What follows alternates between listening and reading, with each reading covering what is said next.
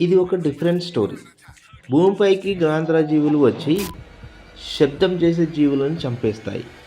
ఈ జీవులకి కళ్ళు కనిపించవు, కానీ ఎంత దూరంలో శబ్దం చేసినా ఆ ప్రదేశానికి వచ్చి చంపేస్తాయి. ఇలాంటి జీవుల నుండి ఒక ఫ్యామిలీ ఎలా జీవిస్తారు అనేదే ఈ స్టోరీ కాన్సెప్ట్.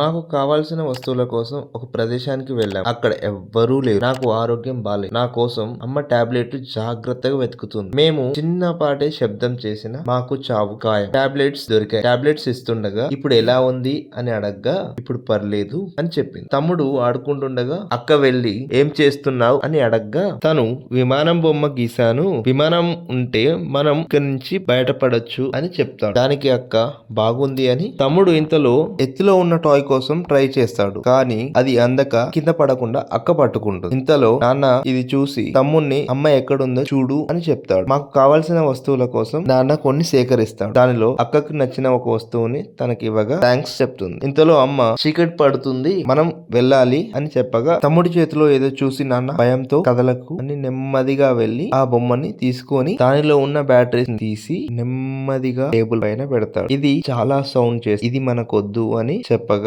తమ్ముడు బాధపడతాడు. దీన్ని చూసిన అమ్మ ఏం బాధపడకు అని చెప్పి బయలుదేరు. కానీ అక్క తమ్ముడి మీద ఇష్టంతో ఆ బొమ్మను తమ్ముడికి ఇస్తుంది. ఎవరికి చెప్పకు అని అక్క కూడా బయలుదేరు. కానీ తమ్ముడు దానితో పాటు బ్యాటరీస్ కూడా తీసుకొని బయలుదేరుతాడు. కానీ తమ్ముడికి తెలియదు అది ఎంత ప్రమాదకరం. అలా మేము ఒకరి తర్వాత ఒకరు తెల్లటి ఇసుకపై నడుస్తూ వెళ్తున్నాం. ఎందుకంటే ఈ తెల్లటి ఇసుక మా పాదాల నుండి వచ్చే శబ్దాన్ని తగ్గిస్తుంది. అలా కొంత దూరం నడుస్తుండగా ఒక బ్రిడ్జి దగ్గర సడన్ గా టాయ్ సౌండ్ రావడం మొదలైంది. నాన్న కంగారుతో వెనక్కి తిరిగి చూశాడు. అంతే, తమ్ముడి చేతిలో ఆ టాయ్ సౌండ్ వస్తుంది. దాన్ని చూసిన అమ్మ బాధపడుతుంది. నాన్న నన్ను కింద దింపి తమ్ముడి దగ్గరికి పరిగెడుతూ వెళ్తున్నాడు. ఇంతలో అటువైపుగా ఒక జీవి వస్తుంది. ఇంతలో సడన్ గా